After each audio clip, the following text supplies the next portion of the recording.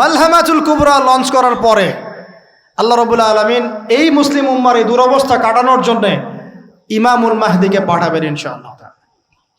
কোত্থেকে আসবেন? নবীজি বলছে যখন দেখবে খোরাসান থেকে ব্ল্যাক ফ্ল্যাগসগুলো বের হয়ে গেছে।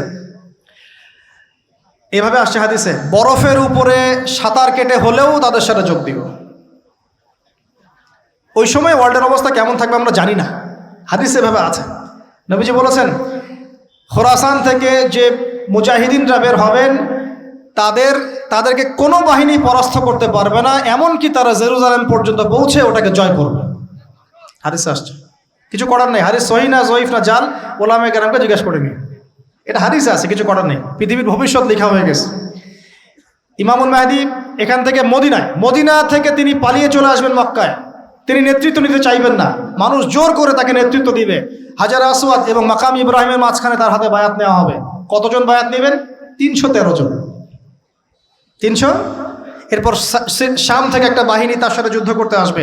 আল্লাহ পাক তাদেরকে মক্কা মদিনার মাঝখানে বাইদা নামক জায়গায় ধসিয়ে দিন, ধসে যাবে, সব আসতে পারবে না। তারপরে বনু কালব নামে একটা গোত্র থাকবে আরবে, ওই কালবের সাথে ইমাম মাহদি যুদ্ধ হবে, ইমাম মাহদি জয়লাভ করবেন ইনশাআল্লাহ। তারপরে তিনি সারা ওয়ার্ল্ডটাকে আবার রুল করা শুরু করবেন। হাদিসে আসছে তিনি গুনে গুনে গনিমতের মাল দিবেন না, মুষ্টি ভরে ভরে মুসলমানদেরকে দান করবেন ইনশাআল্লাহ। তারপরে বের হবে মাসিহুদ দাজ্জাল মানুষের রূপে, ওই যে 4টা জায়গার কথা বললাম, সে বের হবে ইত্যাদি ইত্যাদি। এবার সে মানুষের রূপ ধরে আমাদের সমাজে প্রবেশ করবে এবং তার অনুসারীদেরকে নিয়ে ম্যাসাকার করা শুরু করবে। কিন্তু মুসলিমদের মধ্যে একটা বাহিনী শেষ পর্যন্ত তার সাথে যুদ্ধ করতে থাকবে।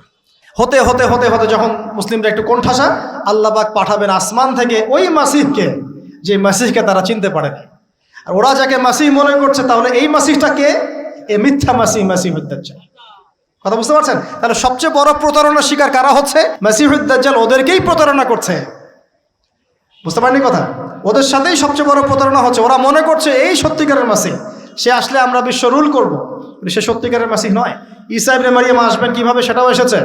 2 জন ফেরেশতার কাঁধে ভর দিয়ে তিনি নামবেন শাম অর্থাৎ সিরিয়ার দামেস্ক শহরের মধ্যে। কোন শহর?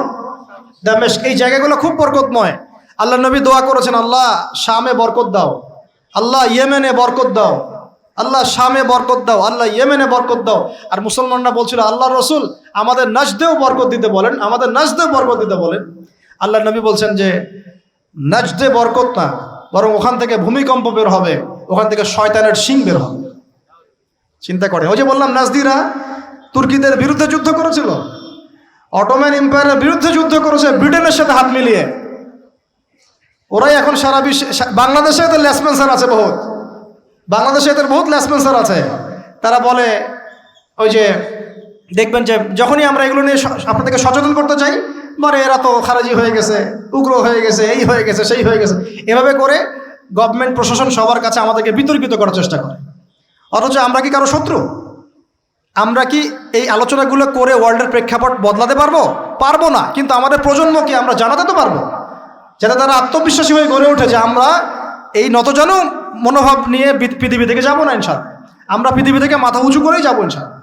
মুসলিমদের হাতেই বিশ্বের বিজয় লেখা আছে, আস্তে আস্তে বিশ্ব ওদিকে যাবে, এটা তো ওদেরকে জানতে হবে।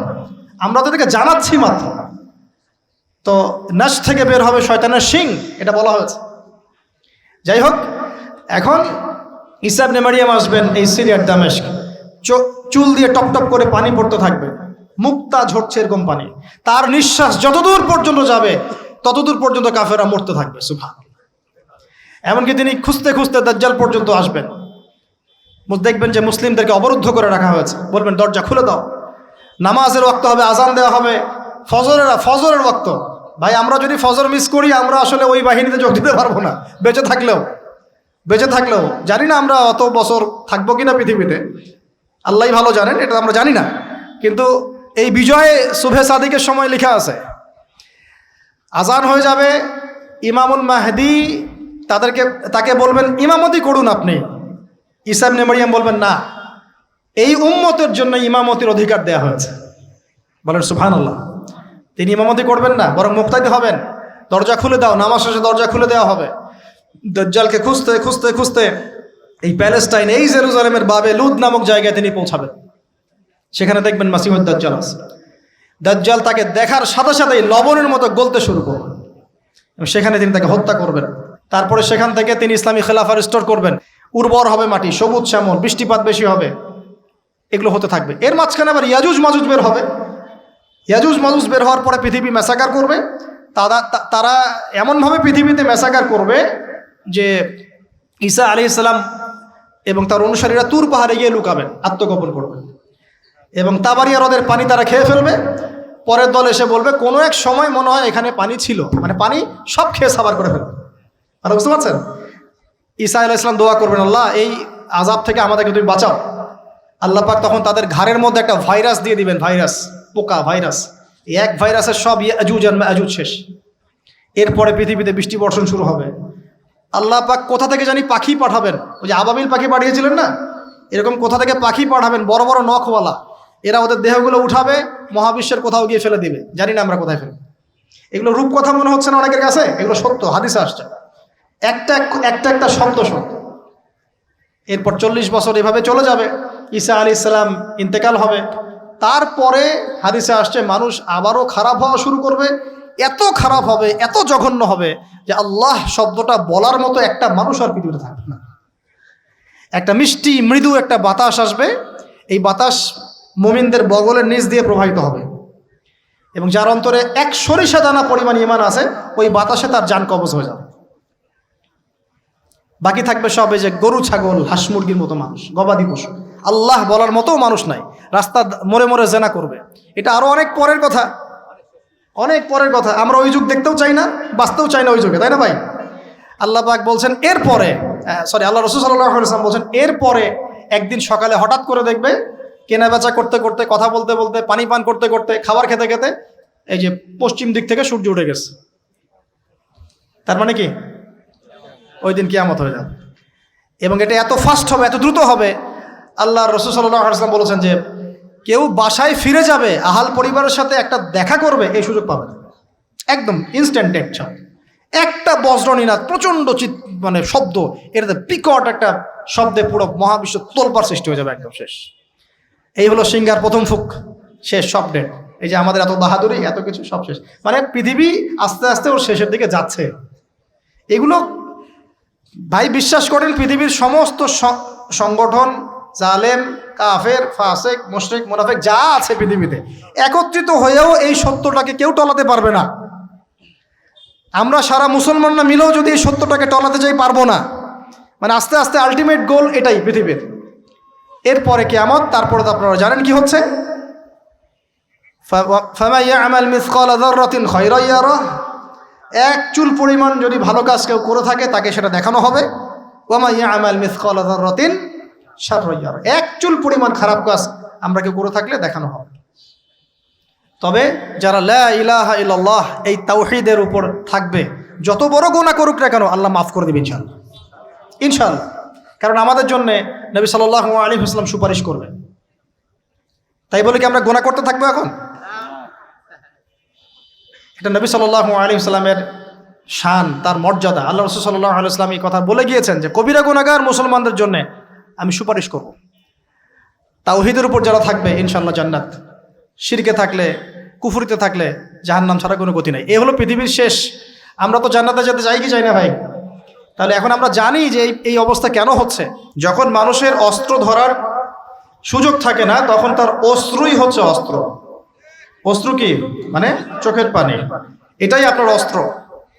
ইমাম শাফিঈ রাহিমাহুল্লাহ বলতেন যে তাহাজ্জুদের ওয়াক্ত, মানে যখন শেষ রাত চলে আসে, তাহাজ্জুদের ওয়াক্তে যে দোয়াগুলো করা হয় এগুলো এমন এমন তীর বা এমন অস্ত্র যেটা কখনো ব্যর্থ হয় না। কে চিল্লাচিল্লি করছেন? পুরো আলোচনায় একবারও ঠিক বলার দরকার নাই, কারণ আপনি ঠিক বললেও যেটা ঠিক সেটা ঠিকই, আর যেটা আপনি ঠিক বলবেন না, কোরআন সুন্নাহ যদি ঠিক না বলে এটা ঠিক না। তো এই ঠিক বেঠিকের দরকার নাই। কারণ হচ্ছে আমরা যদি এই আয়োজনটা মসজিদে করতাম, আপনারা কি মসজিদে এরকম শোরগোল করতেন? কথা বুঝেন, যদি আমরা এই আয়োজনটা মসজিদের মধ্যে করতাম, আপনারা কি মসজিদেও শোরগোল করতেন, হট্টগোল করতেন? যদি করতেন তাহলে সেটা হতো কিয়ামতের আলামত। কারণ নবী সাল্লাল্লাহু আলাইহি ওয়াসাল্লাম বলেছেন কিয়ামতের আগে আগে মসজিদগুলো হবে চাকচিক্যময় এবং মসজিদ থেকে হেদায়েত উঠে যাবে,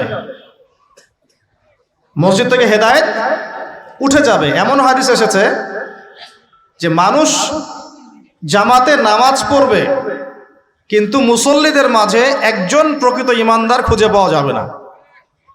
তা আপনাদের কি মনে হয় সেই যুগটা আসতে বাকি আছে অনেক? তো মসজিদে যদি শোরগোল হট্টগোল করা হয়, এটা হচ্ছে একটা কিয়ামতের সাইন, যে কিয়ামতের আগে আগে মসজিদের শোরগোল হট্টগোল বেড়ে যাবে। আপনারা কি এটা চান? তো আমরা যদি এই আয়োজনটা মসজিদে করতাম, আপনারা কি চিল্লাচিল্লি করতেন, হট্টগোল করতেন? মনে করেন এখন আমরা একটা মাঠেই বসে আছি, কিন্তু এই মাঠে কোরআন এবং সুন্নাহর কথা হচ্ছে, আমরা কি হট্টগোল করব, শোরগোল করব? আল্লাহ পাক আমাদের সবাইকে কোরআন এবং হাদিসের সামনে আত্মসমর্পণ করার তৌফিক দান করুন। আজকে 5 ওয়াক্ত নামাজ কারা কারা পড়েছেন? হাত তোলেন দেখি। মাশাআল্লাহ, হাত নামান। আজকে সারাদিনে সূরা কাহাফ পড়েছেন কতজন? ঠিক আছে, অনেস্টির সাথেই বলেন। মাশাআল্লাহ। জুমার দিনে সূরা কাহাফ তিলাওয়াত করতে হয়, এটা কি আপনাদেরকে কেউ বলেছে না বলে নাই? এটা কি জানা আছে না জানা নাই? জানা আছে? আচ্ছা, কেন প্রত্যেক জুমায় সূরা কাহাফ তিলাওয়াত করতে হবে? কেন? নবী সাল্লাল্লাহু আলাইহি ওয়াসাল্লাম বলেছেন, একটু মনোযোগের সাথে শুনতে হবে আর মনোযোগটা ধরে রাখার চেষ্টা করেন। 1 ঘন্টা 1.5 ঘন্টার ব্যাপার। আর আমি জানি এটা এমন যুগ যে যুগে মানুষ 10 মিনিট মনোযোগ ধরে রাখতে পারে না। এর কারণ কি জানেন? এর কারণ হচ্ছে স্মার্টফোন। এর কারণ কি? যে যত বেশি স্মার্টফোনে এডিক্টেড, তার মনোযোগ ধরে রাখার ক্ষমতা তত কম। আমরা এখন মনোযোগ ধরে রাখতে পারি না, এটা একটা অন্যতম কারণ। তো প্রত্যেক জুমায় নবী সাল্লাল্লাহু আলাইহি ওয়াসাল্লাম সূরাতুল কাহাফ তেলাওয়াত করতে আমাদেরকে উৎসাহিত করছেন। এর পিছনের কারণ হচ্ছে নবী সাল্লাল্লাহু আলাইহি ওয়াসাল্লাম বলেছেন, সূরাতুল কাহাফ যে ব্যক্তি জুমার দিন তেলাওয়াত করবে, এক জুমা থেকে আরেক জুমা পর্যন্ত তার যে জীবন, এই যে হায়াতটা, আল্লাহ পাক এটাকে নূর বা আলো দিয়ে ভরে দিবেন। আলোর কেন দরকার হয়? আলোর দরকার হয় কেন? অন্ধকার থেকে নিজেকে বাঁচানো বা অন্ধকারে পথ দেখা, পথ খুঁজে পাওয়া, এই জন্য তো আলোর প্রয়োজন হয় নাকি? তাহলে আপনার জীবনটাকে আলো দ্বারা ভরে দেওয়া হবে। অর্থাৎ আমরা যে পৃথিবীর জীবনে বসবাস করছি, চারপাশে অনেক অন্ধকার আছে, আছে কি নাই? এই অন্ধকারগুলো কাটিয়ে উঠতে আপনাকে সূরাতুল কাহাফ কাজে দিবে ইনশাআল্লাহ। তো নূর দিয়ে ভরে দেওয়ার অর্থ হচ্ছে আপনার জীবনটাকে আল্লাহ পাক ঈমানের নূর দিয়ে ভরে দিবেন ইনশাআল্লাহ। তো সূরা কাহাফের গুরুত্ব আছে না? আচ্ছা, 2, নবী সাল্লাল্লাহু আলাইহি ওয়াসাল্লাম বলেছেন যে সূরাতুল কাহাফ যে ব্যক্তি জুমার দিনে পড়বে এবং এর কমপক্ষে প্রথম 10টা আয়াত মুখস্থ করবে, তার জীবদ্দশায় যদি মাসিহুদ দাজ্জাল বের হয়, এই দাজ্জাল সেই ব্যক্তির কোনো ক্ষতি করতে পারবে না। খুশি হন নাই? একটু বোঝাই আপনাকে যে এই পৃথিবীতে এখন যতগুলো সমস্যা আছে বা যতগুলো ফিতনা আছে, এগুলোকে যদি একত্রিত করি তবুও দাজ্জালের সমান হবে না। নবী সাল্লাল্লাহু আলাইহি ওয়াসাল্লাম বলেছেন, পৃথিবীতে আদম আলাইহিস সালামকে সৃষ্টি করার পর থেকে কিয়ামত পর্যন্ত মাসিহুদ দাজ্জালের মতো ভয়ঙ্কর কোনো ফিতনা আসে নাই, আসবেও না। আল্লাহর এমন কোনো নবী নেই যেই নবী তার কওমকে দাজ্জাল সম্পর্কে সতর্ক করেন নাই। এমনকি নূহ আলাইহিস সালাম পর্যন্ত তার কওমকে দাজ্জাল সম্পর্কে সতর্ক করেছেন। আর আমি মুহাম্মদ সাল্লাল্লাহু আলাইহি ওয়াসাল্লাম তোমাদেরকে একটা বাক্য বেশি বলছি যা অন্য নবীগণ বলেন নাই, সেটা হলো মাসিহুদ দাজ্জাল এক চোখে অন্ধ হবে, তোমাদের রব আল্লাহ তিনি অন্ধ নন।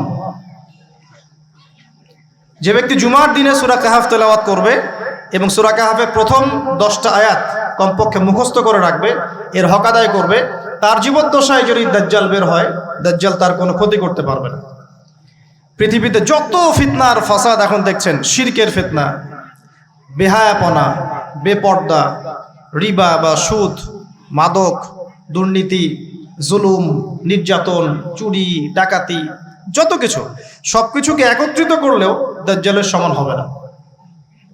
তাহলে আমরা কি এই ফিতনাগুলো থেকে বেঁচে থাকতে পারছি? আপনি কি পর্নোগ্রাফির ফিতনা থেকে মুক্ত? আপনি কি ইন্টারনেট জগতের এই নোংরামি ফিতনাগুলো থেকে মুক্ত? আমি কি মুক্ত? আমি নিজেও মুক্ত না। আপনার সামনে ভালো সাজারও আমার কোনো দরকার নাই। আমরা যারা ইন্টারনেটে ঢুকেছি একবার দুইবারও জীবনে কখনো, তারা কেউই চোখের পাপ থেকে বাঁচতে পারে নাই। তাহলে ভালো সাজার তো প্রয়োজন নাই, আল্লাহকে ইস্তেগফার করার দরকার, আল্লাহ মাফ করে দেন।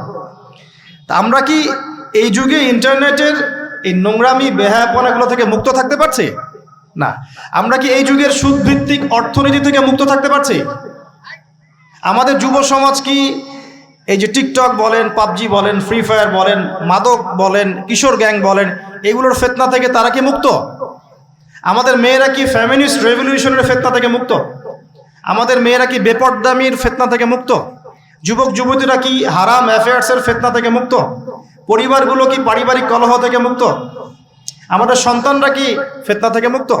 আমাদের প্রত্যেকটা খাবার কি বিশুদ্ধ, পরিশুদ্ধ না করাপ্টেড? আমাদের বিশ্বের পুরো পলিটিক্যাল সিস্টেমটা কি আল্লাহ পাকের আইন দ্বারা চলছে?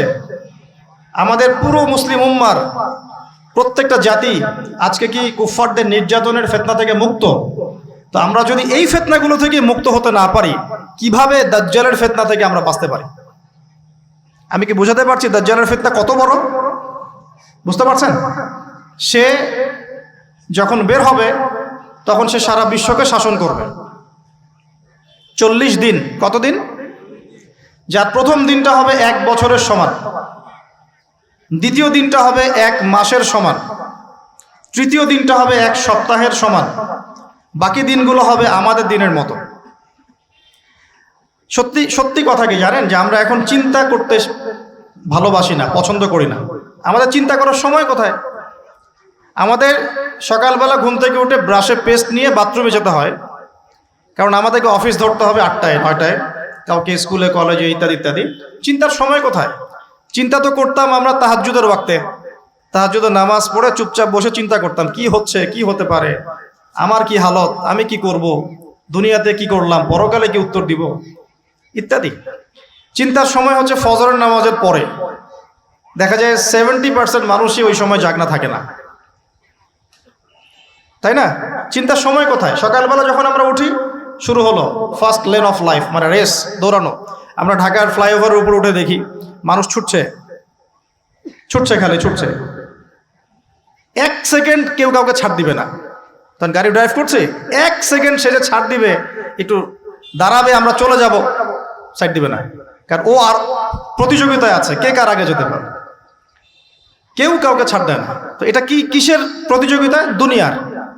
এই ব্যস্ততা কিসের বলেন? দুনিয়ার। এখন এই ব্যস্ততার সময় ঠান্ডা মাথায় চিন্তা করার সময় কোথায়? এই যে আমি বললাম একটা হাদিস, এই হাদিসটা তো চরমভাবে বিশুদ্ধ, যে দাজ্জালের প্রথম দিনটা হবে 1 বছরের সমান। কখনো কি ভেবেছেন যে 1 বছর একটা দিন কিভাবে হতে পারে? 1 বছরের সমান যদি একটা দিনকে হতে হয় বাহ্যিকভাবে, তাহলে তো এই মহাবিশ্বে বড় কিছু হতে হবে, যাতে পৃথিবীর আর্নিক গতি থেমে যাবে বা স্লো হয়ে যাবে। সায়েন্সে পড়েছেন এখানে কেউ?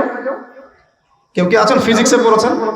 ও যে ভাই, আচ্ছা আপনি বলেন, পৃথিবীর গতি যদি না কমে তাহলে কিভাবে একদিন এত বড় হবে? এটা কি সম্ভব ভাই? সায়েন্সে, উনি সায়েন্সে পড়েছেন, ফিজিক্সে। তাহলে কি মহাবিশ্বে এমন কিছু হতে যাচ্ছে? যদি হয় তাহলে আমাদের এই সাজানো গোছানো দুনিয়ার কি হবে? আরো চিন্তা করি নাকি এর অন্য কোনো ব্যাখ্যা আছে, যে ব্যাখ্যা আমি জানি না? ভাবতে হবে। আমি চাচ্ছি আজকের লেকচারে আপনারা একটা নসিহত দিয়ে বাসায় যান, সেটা হচ্ছে ভাবতে হবে। কি করতে হবে? ভাবতে হবে, চিন্তা করতে হবে। একটু থামেন। এই যে ব্যস্ততার যুগে আপনি ঢুকে গেছি আমরা, সকাল থেকে শুরু করে রাত পর্যন্ত একটাই ফিকির, একটাই চিন্তা, টাকা পয়সা, বাড়ি গাড়ি, স্ত্রী সন্তান, বউ বাচ্চা, আমার ক্যারিয়ার, আমার রিজিক, এই তো। একটু এর মাঝে সময় নেন, আল্লাহকে সময় দেন, নিজের অতীতের পাপগুলোকে নিয়ে ভাবেন। কত বছর আমরা পৃথিবীতে থাকতে পারি? হাইয়েস্ট কত বছর? 100 বছর হাইয়েস্ট। ভাবেন তারপরে কি হবে? আমার পরে আমি কোন প্রজন্ম রেখে যাচ্ছি? ওরা কি আদৌ আমার জন্য রব্বির হামহুমা কামা রব্বায়ানি সগীরা পড়তে পারবে? আমি কি ওকে শিক্ষিত করলাম? আলিফ বাও তো চিনে না আমার ছেলেটা, আমার ছেলে আলিফ বাই চিনে না। এই জেনারেশনের একটা জেনারেশন ছিল আমাদের আগের জেনারেশন, মাশাআল্লাহ। তখন কি হতো, প্রত্যেকটা গ্রামে গ্রামে, শহরে শহরে, স্কুলে কলেজে, বিভিন্ন জায়গায় বাধ্যতামূলক আপনি আরবি পড়তেন। এখন বিশ্বাস করেন তো, আপনি তো বিশ্বাস করেনই, আমি জানি। বিশ্বাস করেন কি যে আপনি এখন আরবি থেকে অনেক দূরে সরে গেছেন? আপনি এই যে পড়াশোনা করেছেন, ওই যে ভাই হাত তুললেন ফিজিক্সে, মিনিমাম 20 বছর, তা আপনি 20 বছরে 20টা সূরা শিখেছেন কি? আমরা আমাদের পরের জেনারেশনকে কোন হালতে রেখে যাচ্ছি, এগুলো কি ভাবতে হবে না, হবে না? আলী ইবনে আবি তালেবের একটা কথা বলি, তাহলে আপনি বুঝবেন। আলী ইবনে আবি তালেবের নাম কি শুনেছেন আপনি? শোনা উচিত ছিল। তারা আপনার আইডল। মেসি নেইমার আপনার আইডল নয়। মেসি নেইমার সৌদি আরবের আইডল। কিসের আইডল? আমাদের আইডল নয়। আমাদের আইডল হচ্ছে মুহাম্মদ সাল্লাল্লাহু আলাইহি ওয়াসাল্লাম, সাহাবায়ে কেরাম, তাবে তাবেঈন, ইমামগণ, মুজতাহিদ কেরাম, মুজাহিদিন। আলী ইবনে আবি তালেব বলতেন যে মানুষ যখন দুনিয়ায় চলাফেরা করে তখন মনে হয় সে ছাড়া দুনিয়াতে আর কিছুই নাই, আর সে এমনভাবে দুনিয়া থেকে চলে যায় মনে হয় সে কখনো দুনিয়ায় ছিলই না। দুটো কথা ভাবেন, ভাবতে হবে। আজকের লেসনটা কি? ভাবতে হবে। তিনি বলছেন মানুষ এমনভাবে দুনিয়ায় চলাফেরা করে মনে হয় সে ছাড়া দুনিয়াতে আর কিচ্ছু নাই। আমাদের চলাফেরা এমন না? দেখেন প্রত্যেকটা অঙ্গনেই, পলিটিক্যাল অঙ্গন, ইকোনমিক অঙ্গন, ধর্মীয় অঙ্গন। পলিটিক্যাল অঙ্গনে একজন নেতার চলাফেরা দেখলে মনে হচ্ছে সে ছাড়া কিছুই নাই দুনিয়াতে। যারা অর্থনৈতিক জীবনে নেতৃত্ব দিচ্ছেন তাদের কাছে মনে হচ্ছে আমরা ছাড়া দুনিয়ার ইকোনমির আর মধ্যে আর কিছুই নাই। আমরা যারা ধর্মতাত্ত্বিকভাবে চলাফেরা করি মনে হয় যে এই হুজুর ছাড়া আর কিছুই নাই দুনিয়াতে। আমার চেয়ে বড় শায়েখ আর কে আছে, আমার চেয়ে বড় আর আলেম আর মুফাসসির কে আছে। সমস্যা সবার ভিতরে, শুধু এক শ্রেণীর মানুষকে আপনি টার্গেট করে আঘাত করে কথা বলা যাবে না। দেখতে হবে দূরদর্শিতার সাথে, সমস্যা সবার ভিতরে। এখন দেখেন আমরা দুনিয়াতে চলছি, মনে হচ্ছে যে আমরা ছাড়া আর কিছুই নাই মনে হয়, কিন্তু মানুষ দুনিয়া থেকে চলে গেছে। প্রায় মিলিয়ন, বিলিয়ন, ট্রিলিয়ন মানুষ এখন দুনিয়া থেকে চলে গেছে সূচনা থেকে এই পর্যন্ত। তাদের কোনো খবর আছে? কাদের খবর আছে? যারা এই দুনিয়াতে থাকাকালীন এমন কিছু করে গিয়েছিল যার ফলশ্রুতিতে আল্লাহ পাক তাদেরকে চিরস্মরণীয় করে রেখেছে। আমরা কি আবু বকর সিদ্দিকের নাম শুনে নেই? তার কৃতিত্ব মর্যাদা কি কমে গেছে না বেড়েছে? উমর ইবনুল খাত্তাবের নাম শুনি নাই? পৃথিবীর শেষ পর্যন্ত তার মর্যাদা কি কমে যাবে? উসমান বিন আফফানের নাম শুনেছেন? তার কথা কি আমরা আলোচনা করি না সম্মানের সাথে? আলী রাদিয়াল্লাহু আনহুর কথা বললাম, তার কথা কি আমরা সম্মানের সাথে আলোচনা করি না? করি। তার মানে আমরা আমাদের কীর্তি দিয়ে, ভালো কিছু কাজ দিয়ে এই দুনিয়াতেও অমর থাকতে পারি, আল্লাহর কাছেও সম্মান পেতে পারি। এটাই কি আমাদের জীবনের উদ্দেশ্য হওয়া উচিত না? ভাবতে হবে কি না? আল্লাহ পাক আমাদেরকে তৌফিক দান করুন। যে পয়েন্ট থেকে আসলাম, কিভাবে সম্ভব বলেন তো একটা দিন এত লম্বা হওয়া? ভাববেন আপনারা, পরের দিন 1 মাসের সমান, তারপরের দিন 1 সপ্তাহ, তারপরের দিন আমাদের মতো। এভাবে কে বিশ্ব শাসন করবে বলেন? দাজ্জাল শব্দের অর্থ হচ্ছে মহামিথ্যাবাদী। কি নাম? মানে যার মিথ্যার উপরে পিএইচডি আছে, মিথ্যার উপরে। আর মাসিহুদ দাজ্জাল সবচেয়ে বড় মিথ্যাবাদী। দাজ্জাল মানে মহা প্রতারক, যে আপনাকে এমন ভাবে প্রতারিত করতে পারে যার খবর হদিস আপনি পাবেন। আমরা আস্তে আস্তে আসতেছি দাজ্জাল এবং তার সাথে বর্তমান সভ্যতার কি সম্পর্ক, এবং সামনে কিভাবে সে বিশ্বটাকে শাসন করতে পারে। সে বিশ্বকে শাসন করবে। এখন আমাকে বলেন, আমার দিকে তাকান, আমাকে বলেন, একজন ব্যক্তি যদি বিশ্বকে শাসন করতে চায় তার অনুসারী লাগবে কি লাগবে না? একা একা একজন ব্যক্তি বিশ্ব শাসন করতে পারে? ও আচ্ছা, দাজ্জাল কি মানুষ না জিন নাকি? দাজ্জাল কে? এটা ফেরেশতা নাকি জিন না মানুষ? কি? এটাও একটা প্রশ্নের বিষয়। কিভাবে? দেখুন, আল্লাহর নবী সাল্লাল্লাহু আলাইহি ওয়াসাল্লাম বলছেন, নূহ আলাইহিস সালামের সময়ও নূহ আলাইহিস সালাম তার কওমকে দাজ্জাল সম্পর্কে সতর্ক করেছেন।